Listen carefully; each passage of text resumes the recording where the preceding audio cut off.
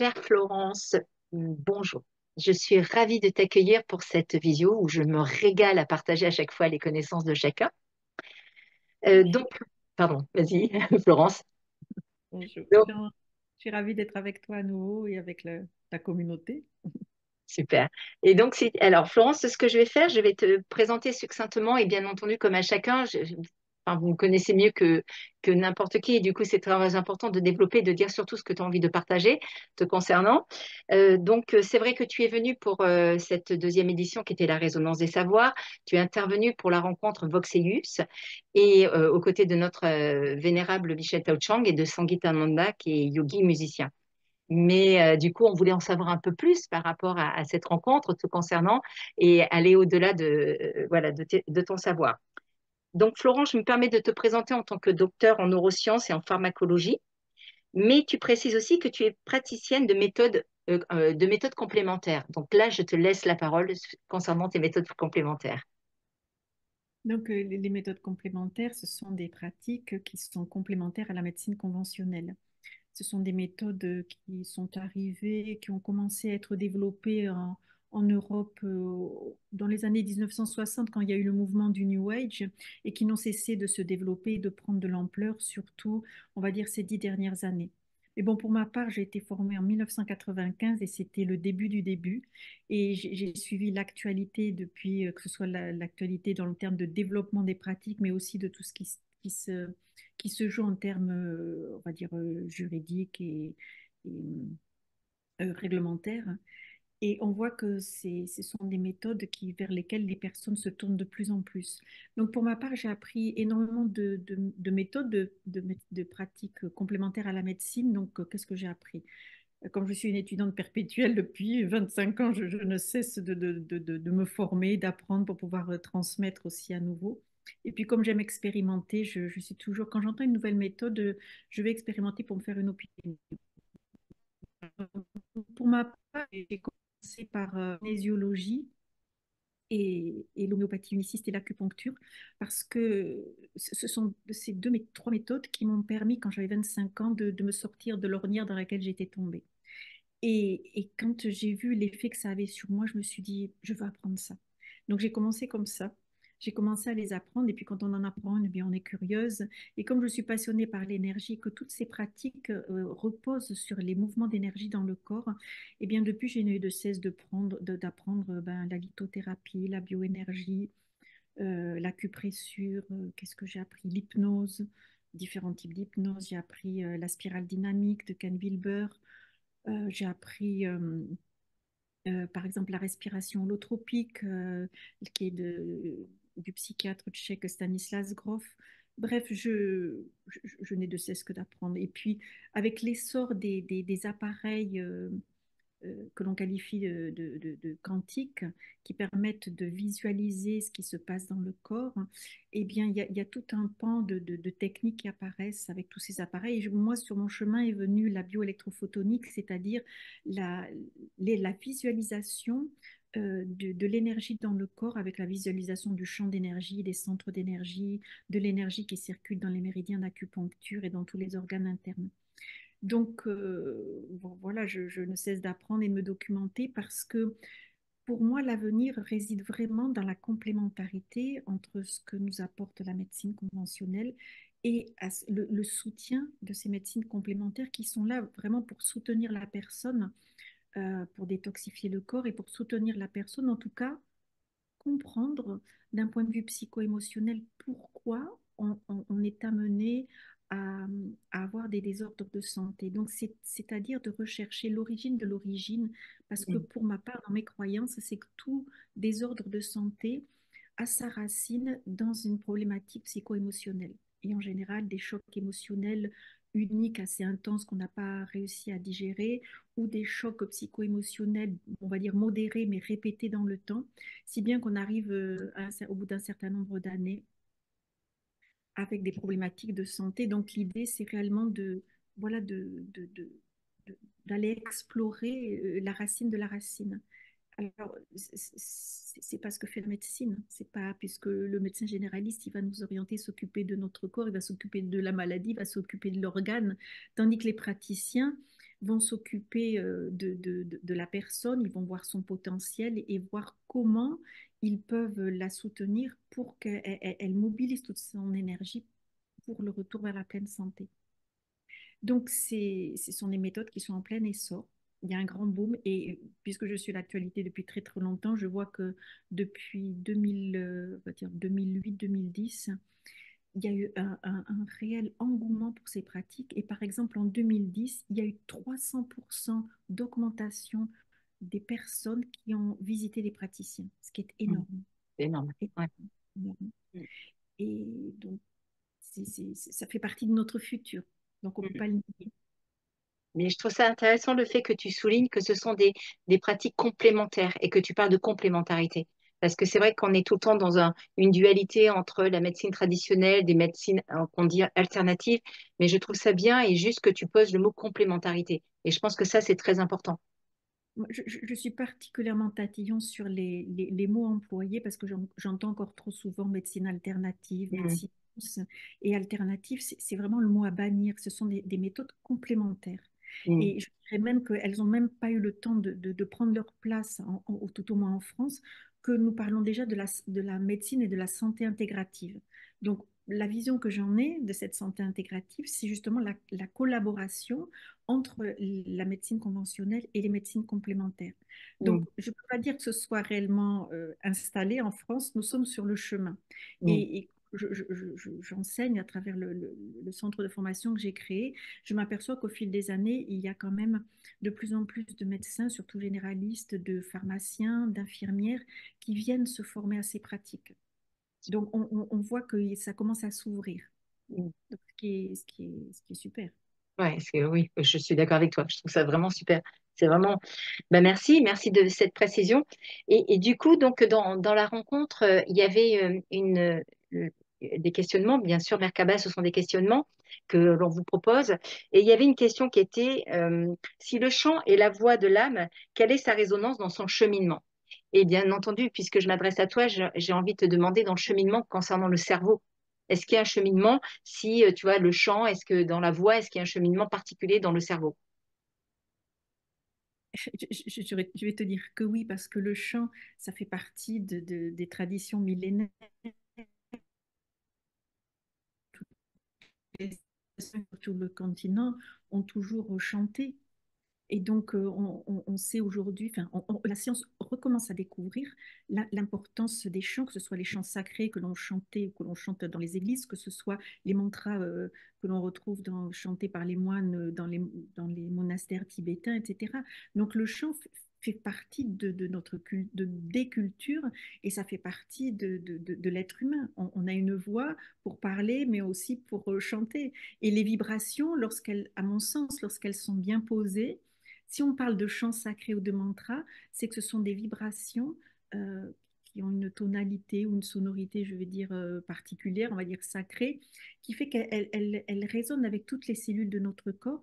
Et comme elles sont sacrées, alors je ne connais pas exactement la vibration, on va dire en hertz, comme dirait le scientifique, mais si elles sont pratiquées, si tous les dimanches on allait à la messe pour chanter, c'était bien parce qu'en chantant les chants sacrés, on crée une vibration à l'intérieur du corps qui permettait aux cellules de se réharmoniser, ce qu'on a perdu aujourd'hui en fait. Et Mm. quand les moines chantent les mantras, eh bien, parce que bon, j'en pratique de temps à autre, mais lorsqu'on est vraiment à l'écoute de ce qui se passe à l'intérieur du corps, lorsqu'on on chante ces mantras, on sent bien que ça résonne à l'intérieur de nous. Donc, on est en train d'informer les cellules et je dirais de leur redonner une vibration une pour qu'elles se réharmonisent. Et quand toutes les cellules du corps vibrent à, on va dire à l'unisson, ben, quelque part, cette vibration une, c'est la garante de notre pleine santé. D'accord. Ouais. Voilà. Mm. Et donc, le cerveau, euh, quand tu me dis le cerveau, qu'est-ce qu'il vient faire là-dedans? Évidemment, le chant, ce sont des vibrations qui peuvent être assez hautes, qui vont venir aussi travailler sur les cellules cérébrales. Et comme ce sont des vibrations, les vibrations, pour moi, c'est de l'énergie. L'énergie, c'est de l'information. Et donc, suivant les champs que nous allons émettre, euh, les vibrations, donc c'est une certaine qualité d'information, et en fonction de ce que nous avons en mémoire dans notre corps, eh bien, ça peut évoquer soit des pensées, soit des émotions. Donc, ce qui veut bien dire que ce champ, il est porteur de... si il provoque chez nous soit des images, soit des pensées, soit des émotions, c'est qu'il est en train de nous inviter à faire sortir quelque chose de nous pour que ce soit guéri, en fait. Mm, mm, ouais. Après, c'est propre à chacun. C'est propre à chacun parce que nous sommes des êtres uniques et puis chacun, moi je dis toujours, notre corps, c'est notre banque de données.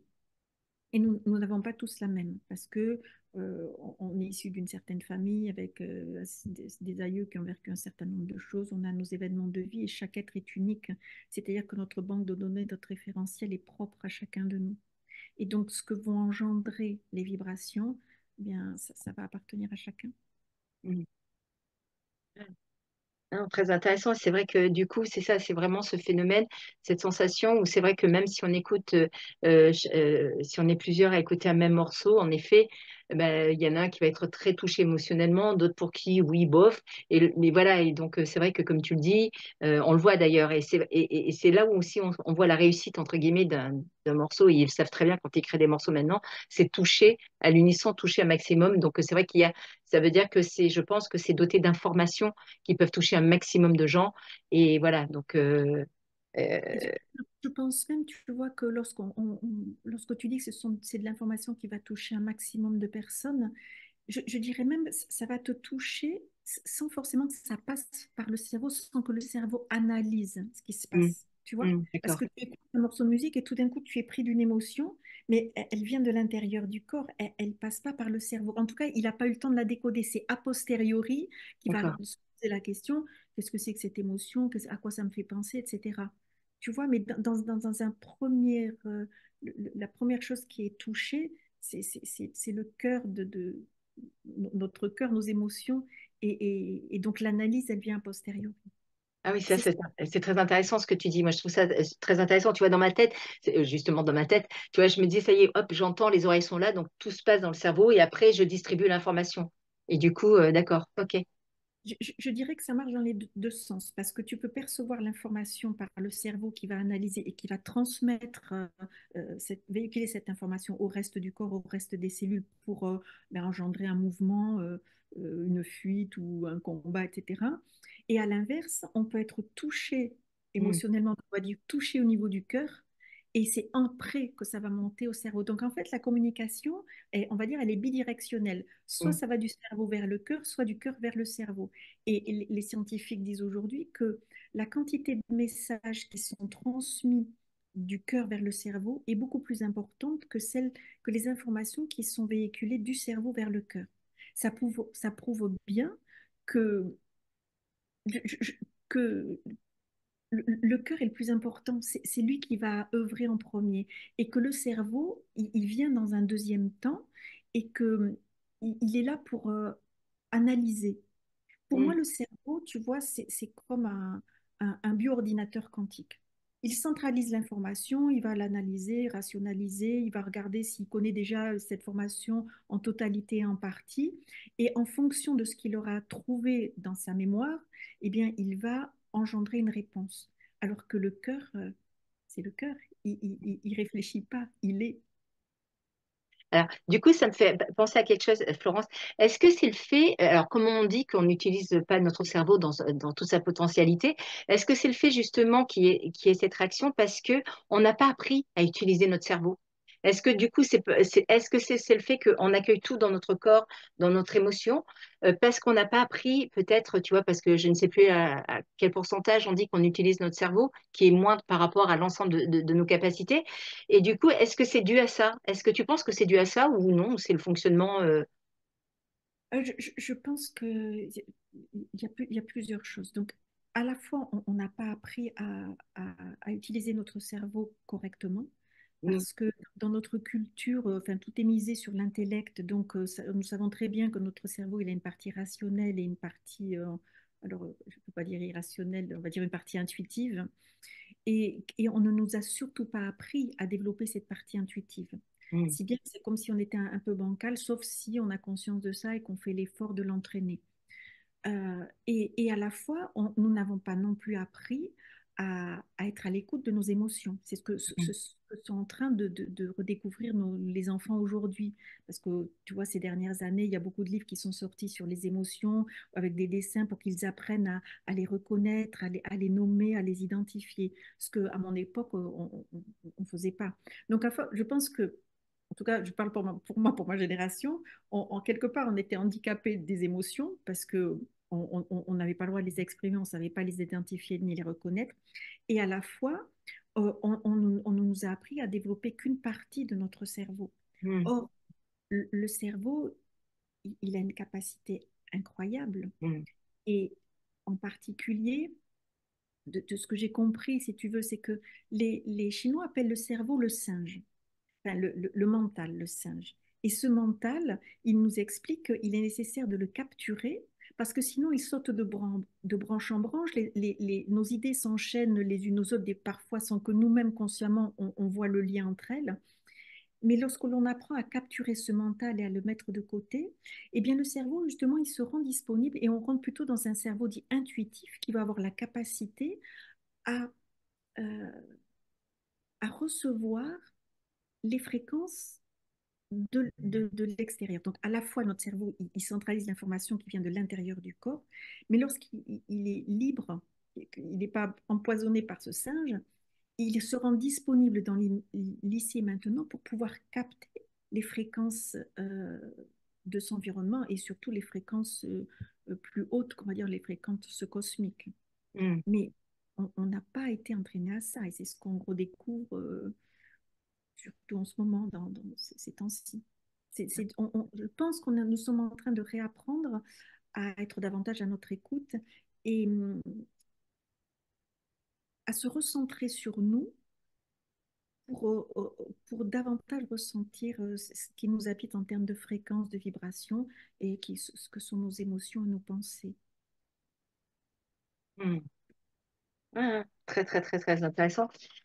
Une autre question aussi, c'est euh, lorsqu'on entend tous un son, est-ce qu'il est perçu de la même manière pour chacun d'entre nous? Alors, même si tu nous as dit qu'on était des êtres uniques, alors en général, est-ce qu'on le perçoit dans un même fonctionnement, dans un même cheminement, peut-être neurologique, ou pas du tout, ou autrement, voilà, ça Alors, rejoint un petit peu ce que tu as dit aussi auparavant, mais j'ai vraiment envie, pardon, de te demander si, voilà, si on est encore, d'aller peut-être un peu plus loin dans le fait qu'on peut écouter tous une musique, même si je l'ai un peu vulgarisé dans ma réponse, dans ma question tout à l'heure. Mais voilà, je pense qu'il y a peut-être des fréquences communes. J'essaye d'être au plus clair, pardon pour toi. Et je pense qu'il doit y avoir des fréquences communes et peut-être après des fréquences qui font que chacun peut recevoir. Alors, je ne suis pas une experte non plus dans les sons et leur effet sur le cerveau, mais il y a déjà les mécanismes de l'audition et de la perception des fréquences sonores qui sont des mécanismes qui, à mon avis, sont communs à tout être humain.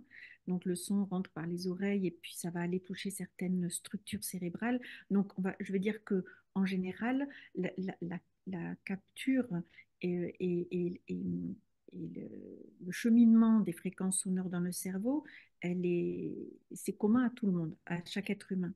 Maintenant, le décodage de ces sons Mm, va être propre à chaque individu, puisqu'on n'a pas, comme je disais, la même banque de données. Mais mm, tu vois, globalement, euh, globalement, oh, pardon, globalement, les mécanismes sont similaires, mais pas l'interprétation que nous allons en faire. Et c'est là où rentre notre individualité. Et du coup, quand tu parles de décodage, comment tu l'expliques ce décodage? Comment on l'exprime nous-mêmes? Comment on peut l'identifier? Si enfin, si on arrive à pouvoir l'identifier, le fait qu'on puisse décoder tous de la même, différemment. Une bonne question. C'est une bonne question. Je suis pas sûre d'avoir la réponse. Euh, comment c'est décodé? Je sais pas. Je connais pas les mécanismes. Pour moi, le cerveau, il reçoit des fréquences. Enfin, c'est un émetteur, un récepteur de fréquences vibratoires. Quand il reçoit des fréquences, son rôle, c'est de transformer ces fréquences en images ou en sons. Hmm. Ah, super. Et donc, de ce fait, j'imagine que lorsqu'il perçoit un son, il va aussi le traduire en images et en émotions. Tu vois, c'est une sacrée alchimie, en fait, c'est le cas de Ouais. le dire. Ouais, ouais, ouais, ouais. Il fait des Ouais. associations, c'est-à-dire que si j'entends un son, eh bien peut-être qu'il va s'identifier à quelque chose que je connais. Il a besoin voilà, une reconnaissance de ce qui m'appartient.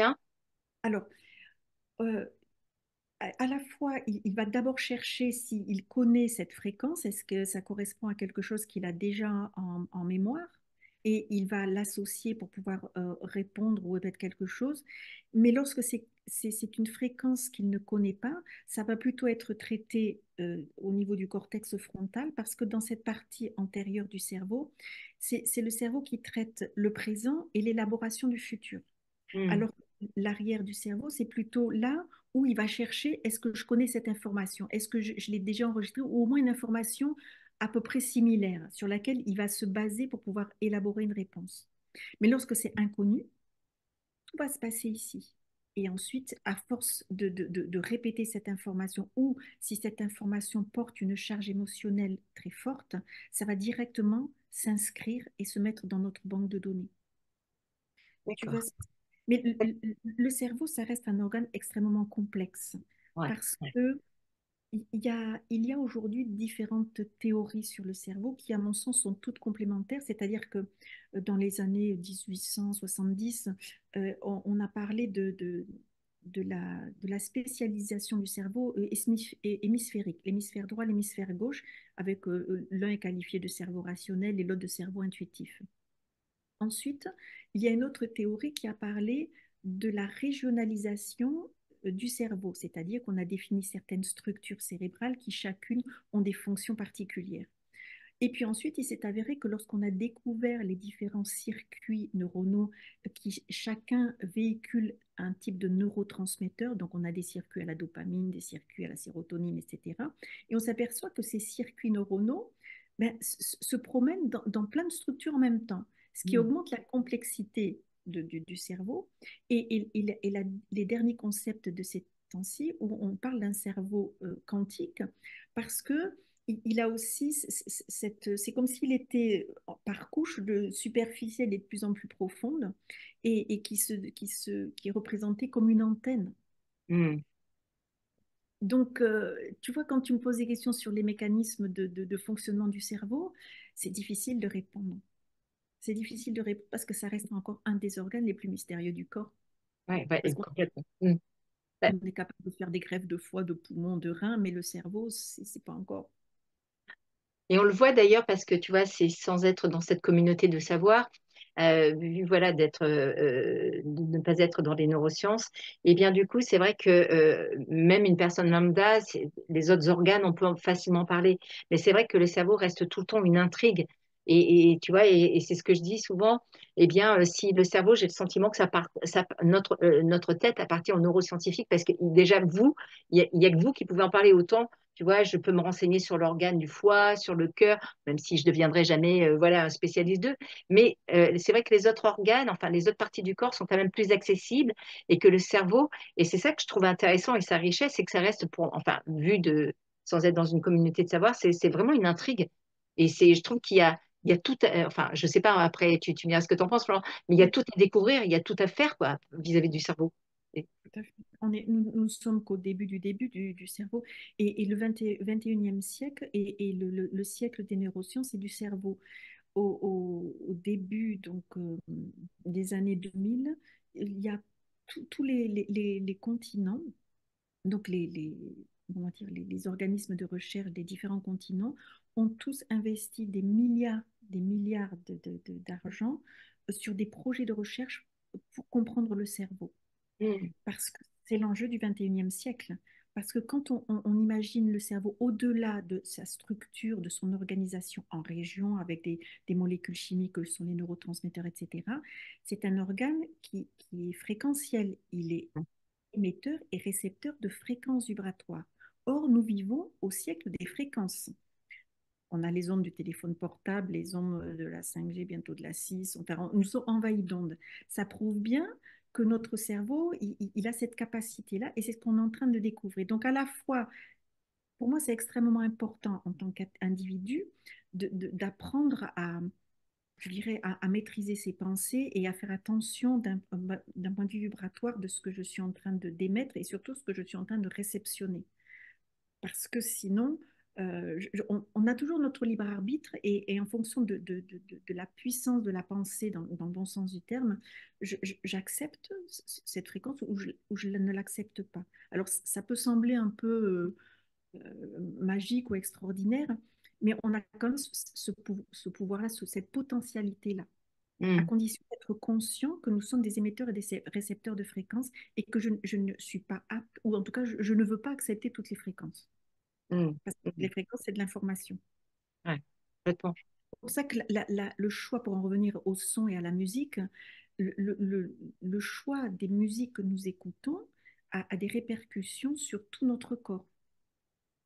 Alors, il y a 2, 3 ans, j'avais été repris au cours d'une conférence parce que je parlais, tu sais, des musiques comme le métal ou le hard rock, c'est des musiques qui pour moi sont très dures et j'avais dit que ce sont des musiques déstructurantes.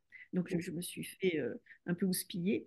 Et donc ça m'a fait réfléchir. Mais en fait, elles ont aussi leur fonction. Parce que quand c'est une musique avec des sons qui sont déstructurants, eh bien, ce que j'ai cru comprendre, c'est que ça va déstructurer la matière ou l'organisation pour libérer de Mm, l'énergie, par exemple, qui est cristallisée, comme des émotions qui sont cristallisées ou des pensées négatives qui sont cristallisées. Donc, ces musiques déstructurantes vont défaire ça et ensuite, elles vont pouvoir se réorganiser et trouver une nouvelle façon d'être qui sera plus adaptée et mieux pour le corps.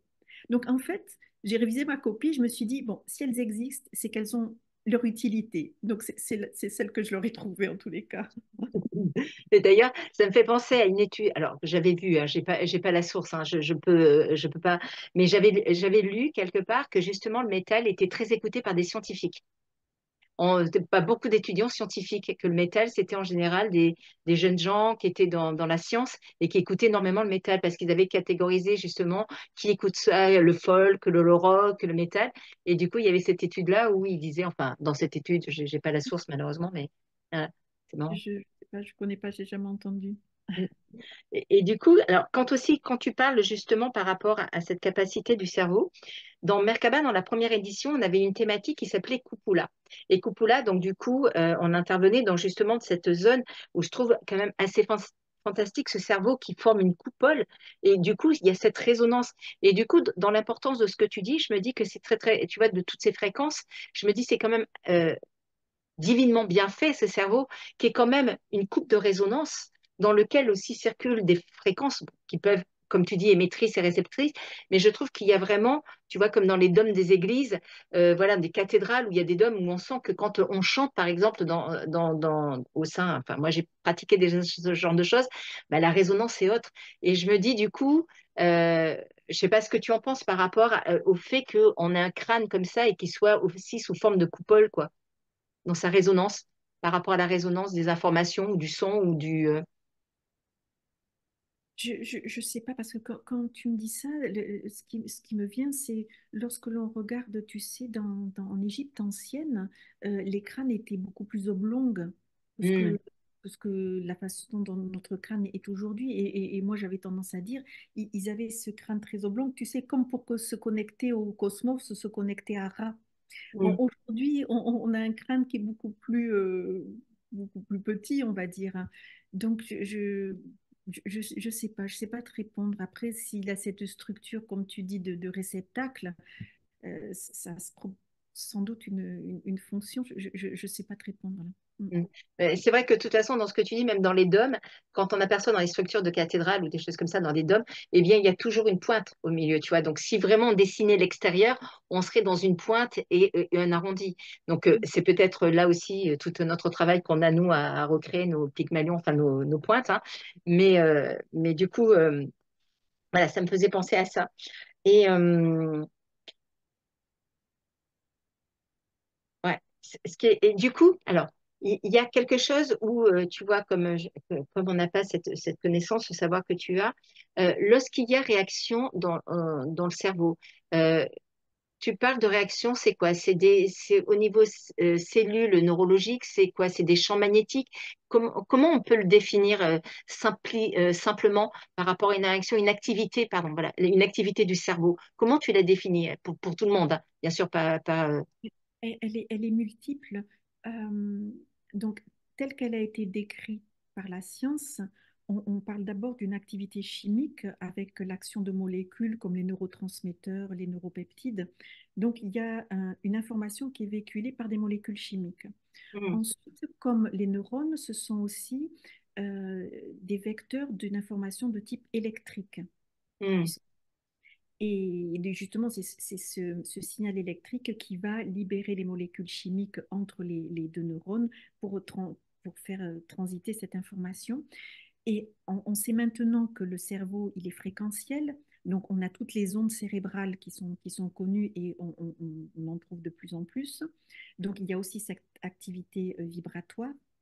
Et récemment, ces dernières années, il a été mis en évidence l'existence de récepteurs à la lumière.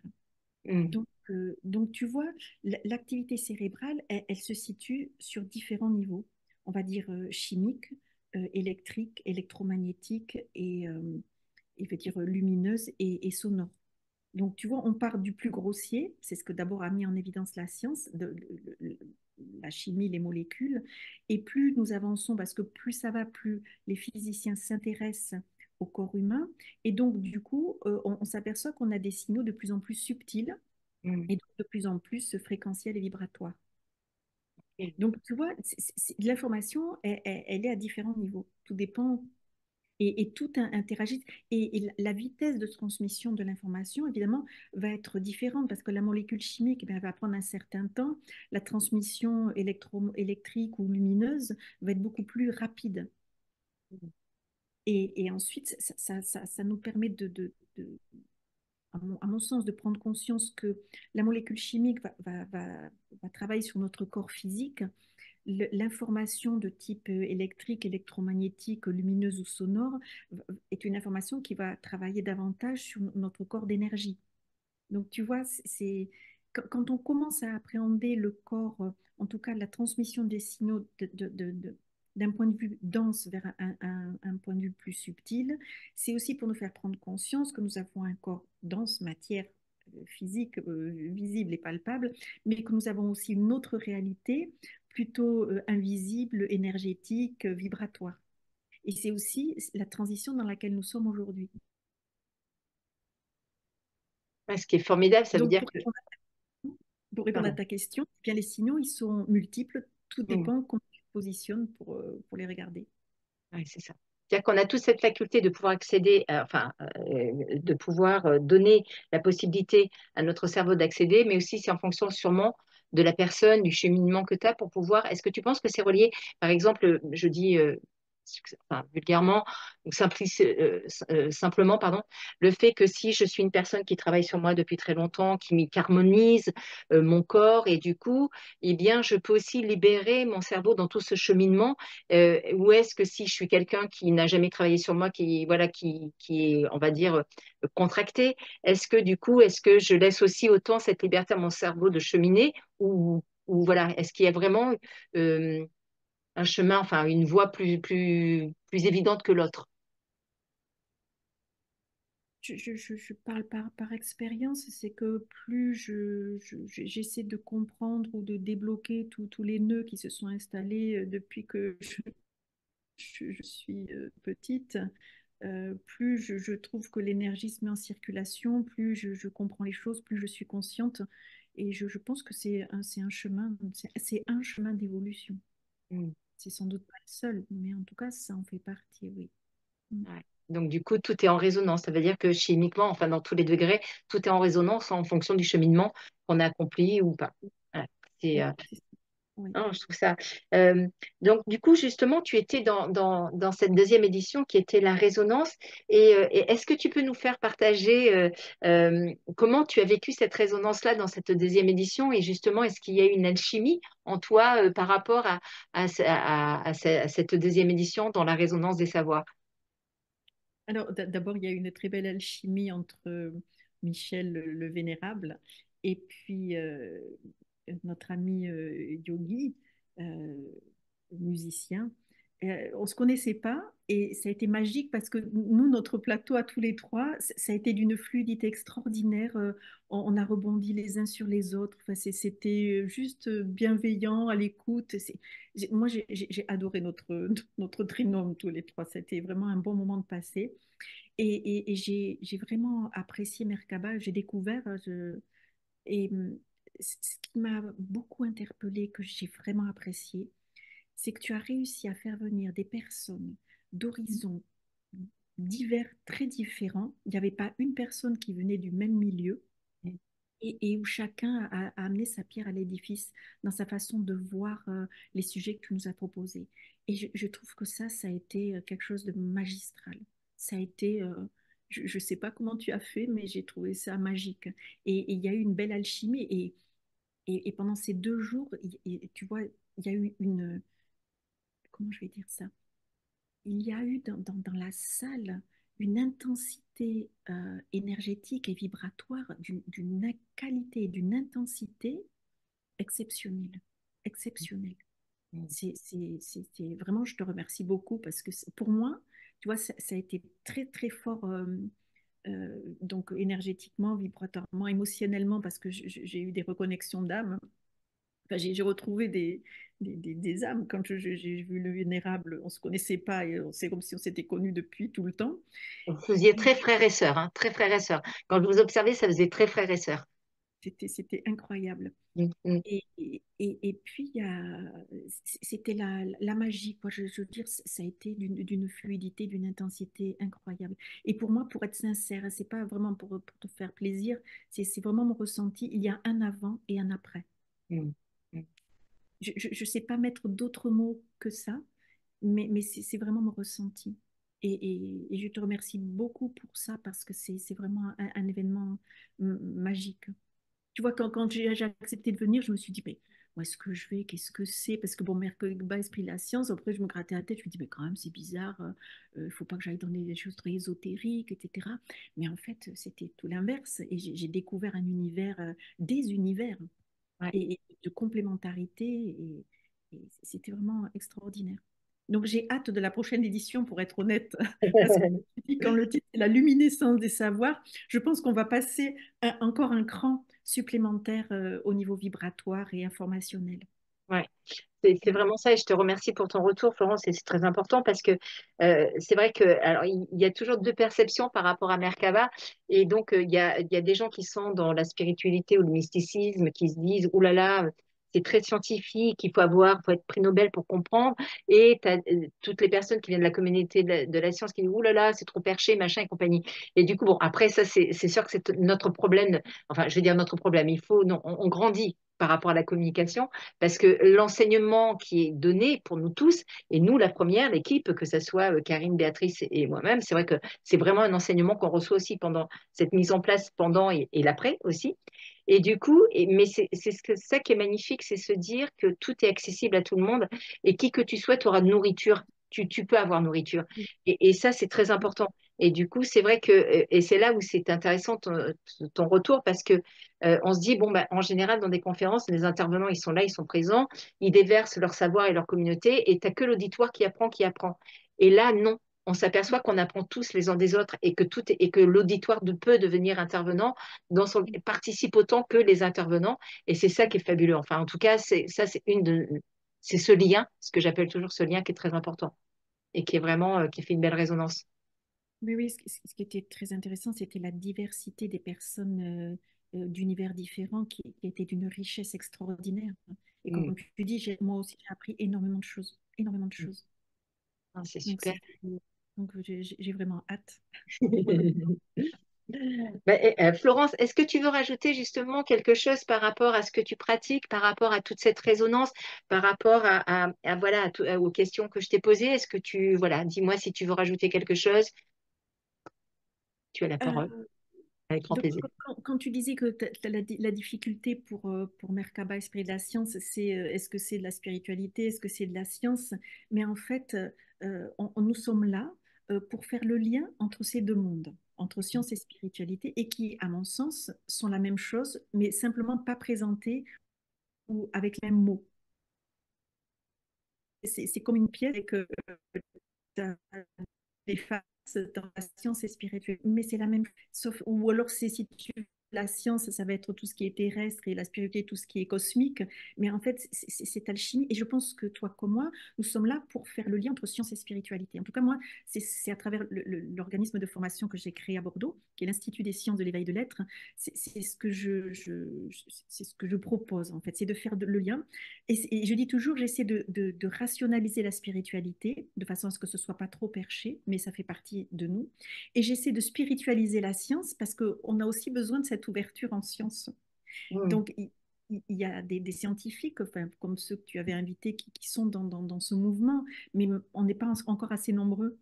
Et donc, non, je pense que nous sommes là pour essayer d'ouvrir, en fait, et pour dire, mais ce ne sont pas deux domaines qui s'excluent l'un l'autre, mais qui, au contraire, ont beaucoup à apprendre l'un de l'autre. Complètement. Et ça rejoint vraiment ce que tu disais, la complémentarité, parce que tu vois, on peut rencontrer aussi beaucoup de gens qui sont dans la spiritualité, dans le mysticisme, mais qui font un blocage vis-à-vis de la science.